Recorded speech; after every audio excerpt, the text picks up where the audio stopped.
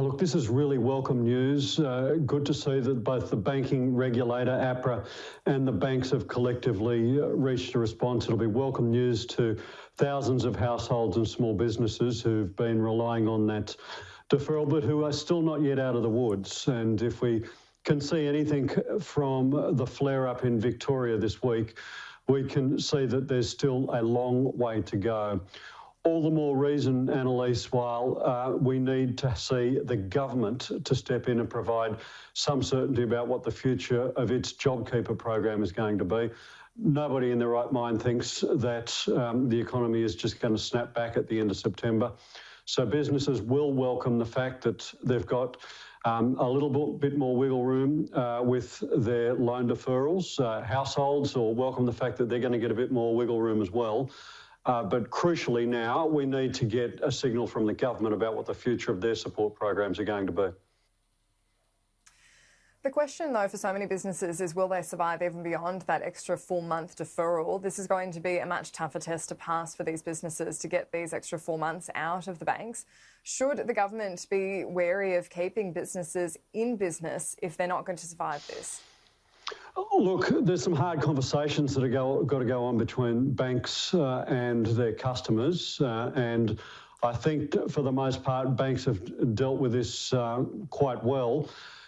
We need to ensure that every business that is viable, every business that is going to have a future into 2021 has the best opportunity it can, and that's why support from the credit markets and support from the government in terms of their wage subsidy program needs to be ongoing. Nobody is saying the JobKeeper should go on forever. But what we are saying is where there are some obvious problems with the program, tighten it up, make sure that it's better targeted, and that way it becomes more affordable to be extending into the longer term to ensure that those businesses that are still going to need some support, and particularly I have in mind businesses affected by shutdowns, travel bans, whether that's tourism or entertainment, they have the opportunity to readjust their business models and to keep their staff on until we get through the worst of this crisis. We're not there yet. But for those businesses that can't readjust their business models, I mean, insolvencies have been down since the coronavirus pandemic began. That's a real red flag. The idea that we're keeping businesses artificially alive is costing us money in the meantime and could really see that cliff be even worse. So is this the time for the government to be tougher and say, look, your business simply isn't going to survive, and withdraw that support? Well, look, I don't think it's the role of either government or myself as an opposition Treasury spokesperson to be inserting ourselves in the relationship between the business and the banks. Those conversations need to go on between businesses and their credit holders to ensure that if they have a viable business plan, if they are able to stay alive a little bit longer to get through the worst of their process, this crisis, then we help them through that process.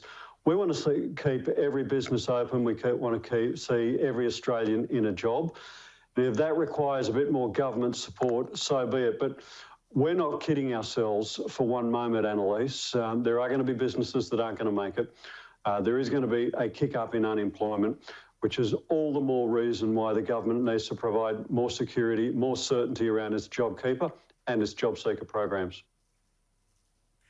The Treasurer, Josh Frydenberg, said Labor's hypocritical in calling for JobKeeper to be expanded and then also criticising the government for the size of the deficit. Is Labor being hypocritical?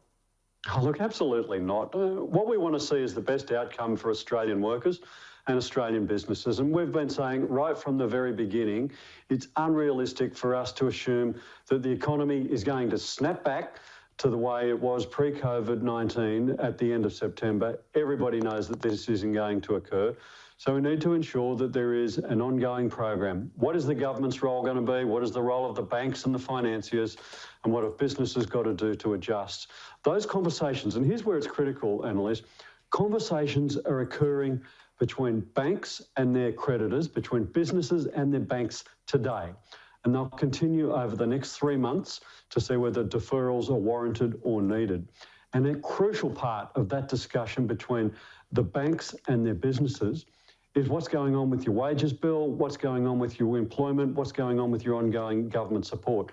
That is why the government needs to move sooner rather than later and providing some certainty, some security about what's going to go on in terms of future wage support. And if we've learned anything from the Victorian crisis this week, we know that we have not got this virus beat yet.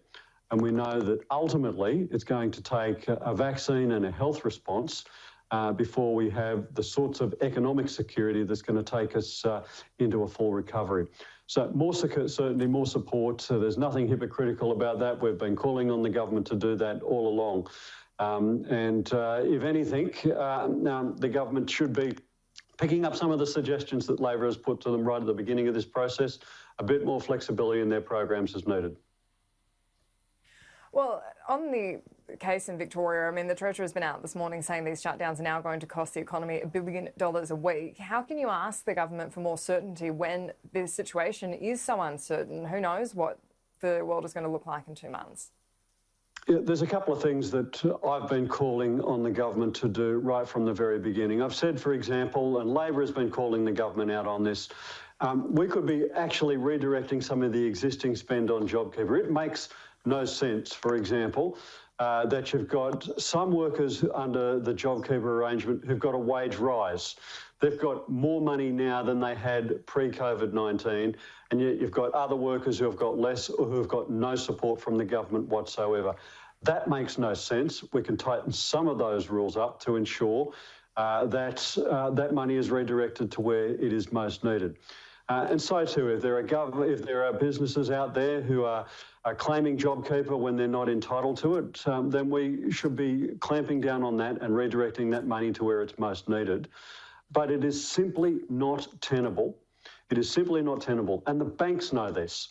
And the banks know that. And they've got an obligation to their shareholders. It is simply not tenable for the government to be cutting all support off at the end of September. The banks have done their bit. It's now time for the government to do its bit. Shadow Assistant Treasurer Stephen Jones, thank you for your time.